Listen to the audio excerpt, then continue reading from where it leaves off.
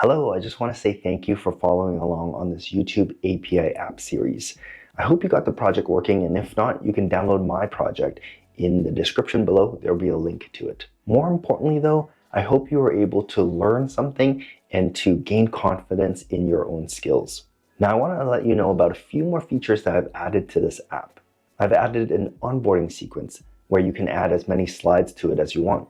A newsletter sign-up tab that connects to your external email list management software, an About tab, and lastly, a reusable settings tab with functionalities such as rate the app, share the app, submit feedback, and privacy policy.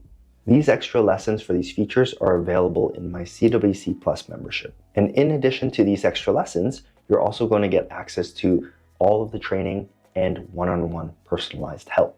If you're interested in getting more information about CWC Plus or potentially enrolling, I've got a special offer for you in the description below the video. You're going to find a link about that.